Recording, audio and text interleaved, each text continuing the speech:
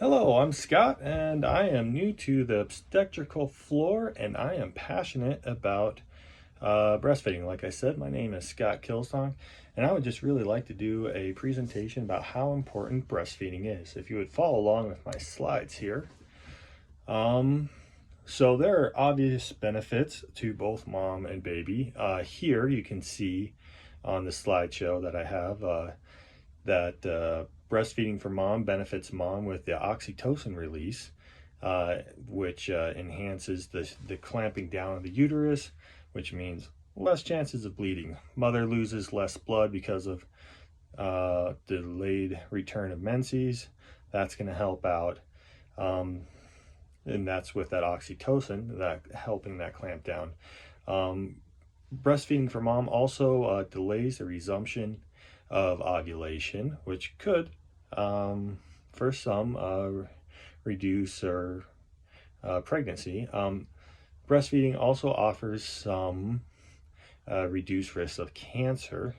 Mother is more likely to rest while feeding is also another thing, and actually mothers could theoretically sleep while baby is feeding.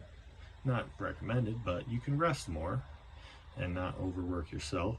Mother's more likely to eat a balanced diet, and that improves overall health because when mom is directly feeding baby, she's going to be a little bit more conscientious of what she's eating and trying to eat well. And she'll also be hungry, eating more because she's feeding baby and herself. And that's a lot of extra work, and she'll have a good diet. Breastfeeding also provides ample opportunity for frequent skin-to-skin contact and enhances bonding. It's convenient, it's economical, and it's always ready. There's no no bottles, no formula, and that's a pretty good motivator for a lot of people for breastfeeding. It's just a lot of ways it's just cheaper. And then there's fewer costs associated with illness in the infant, and so therefore mothers miss less work. And then if you're traveling, things are easier too because there's no pumps or bags or all the paraphernalia that goes along with having a pump and baby and all those things. So benefits for baby. Allergies are less likely to develop. There are immunologic properties that help prevent infections and sepsis, meningitis, respiratory and ear infections, and gastro and UTI. The baby gets benefits from mom's immune system passed on through the breast milk to baby. There's a decreased incidence of diabetes, asthma, obesity, some cancers, and SIDS. And then there's also decrease of necrotizing enterocolitis and infant mortality as well. Nutrition composition meets the infant's specific nutritional needs. So actually breast milk is species specific. So a cow is going to have a different composition than a human, which is going to be different from a whale, which is going to be different from a dog and a cat. And breast milk is also developmentally specific. So it's going to change according to what stage baby is in and what the baby needs, which is actually really cool too. So we talked about the nutrition and immunologic properties that change according to the baby's needs. It's going to be the right proportions of protein, fat, and carbs, and it's going to be in the best form of that. It's easily digested by baby, and the nutrients are well absorbed. With some formulas, some of the nutrients aren't well absorbed, and some are a little harder on baby's system to get them digested, so you have to have a little extra eye on those. You're less likely to result in overfeeding. Constipation is less likely as well. And with breastfeeding, there's no possibility of improper and potentially dangerous dilution. With formula feeding, sometimes, if you don't have your dilutions correct, you can get baby into some dangerous situations, whether it's too thick or too thin. And it's very unlikely that the breast milk is going to be contaminated, and it's not affected by poor water supplies or changing, stuff like that. So that's another really great thing.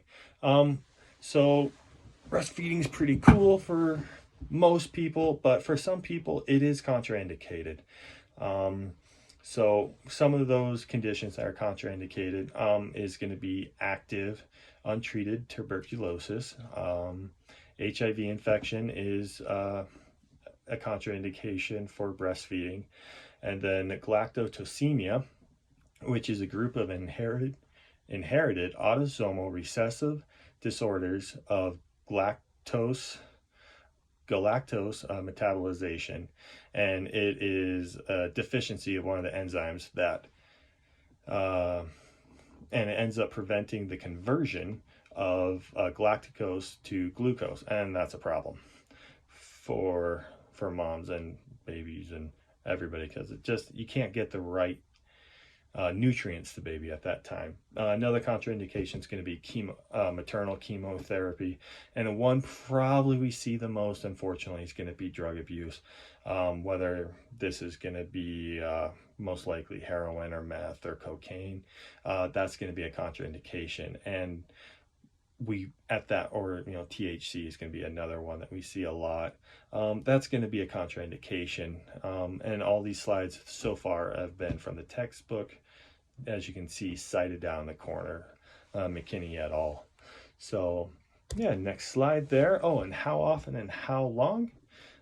So basically it's going to be every hour and a half to 3 hours, 8 to 12 feedings per day when baby is new, minimum of 10 to 15 minutes of effective suckling on each side. And then another way to know if baby's getting enough is how many diapers are they producing? Are they soiling a day? Are they wetting a day? So so basically it kind of correlates with how old baby is, in the first couple hours, and it goes with that. So on day 8, day 6, we want 6 to 8 diapers per day. And once again, that's from the McKinney text.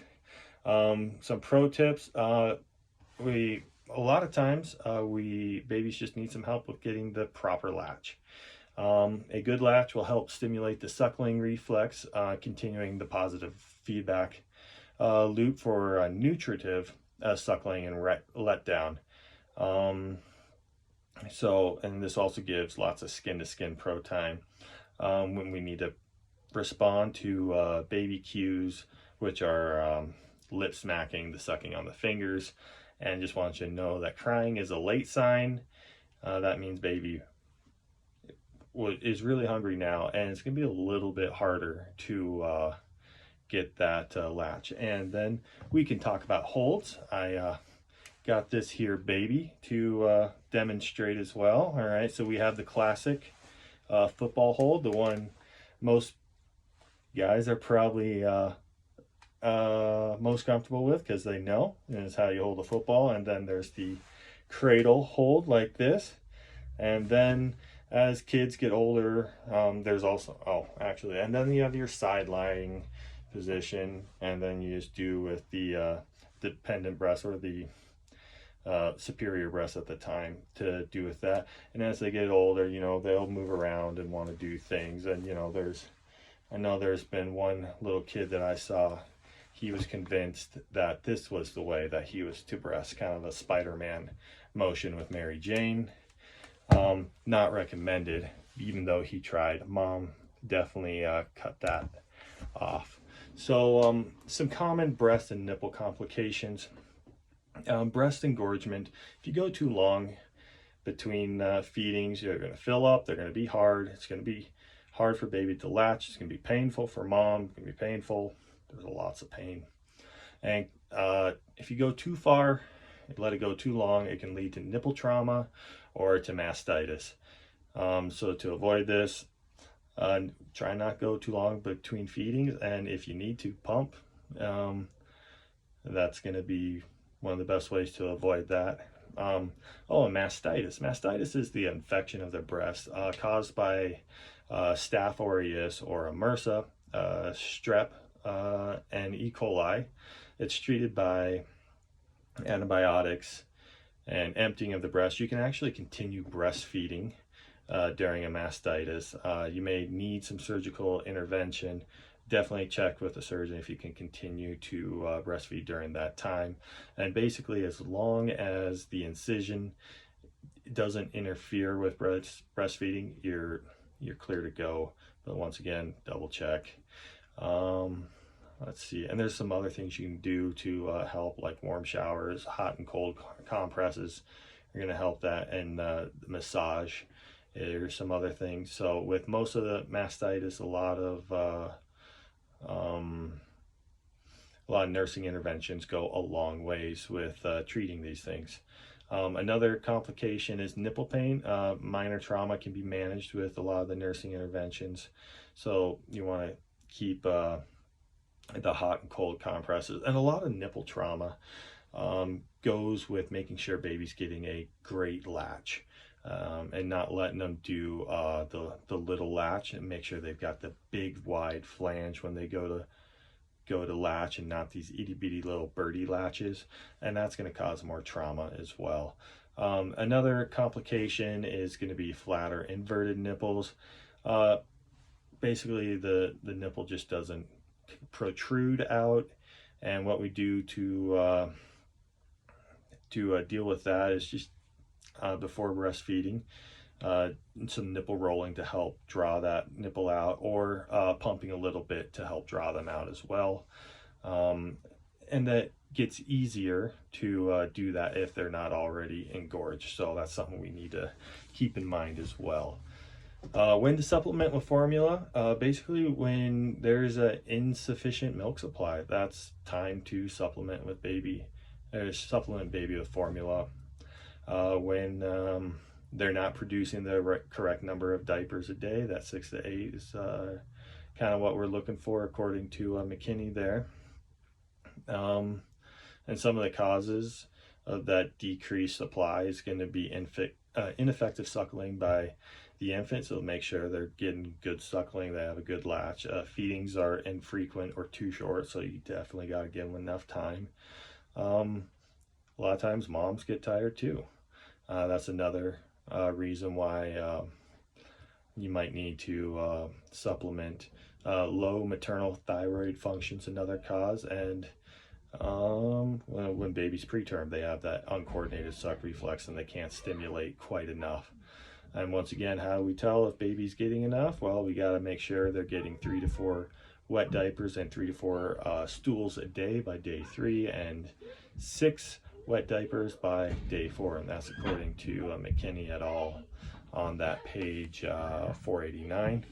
Another thing you need to talk about with formula, if you have to supplement with formula, you're not a failure. Sometimes it just happens, and some women just can't, and it's okay. But we're going to supplement, and we want to make sure that we feed the baby, and a fed baby is a happy baby, and that's really, at the end of the day, that's what we want.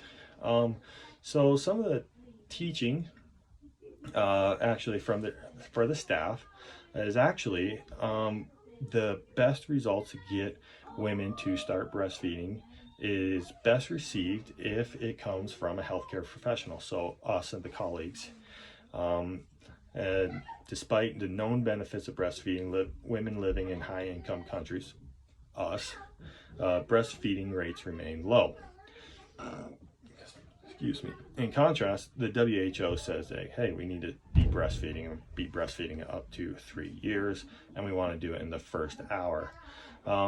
Education of these benefits did translate into a rise of breastfeeding when teaching was presented by healthcare professionals, and it was less so when it was not healthcare professionals. So the best bang for the buck is the healthcare professionals in teaching that. And then on my last slide here, we have the references, and I want to close just like with that saying, like, hey, we're in the best position to get these babies the best food.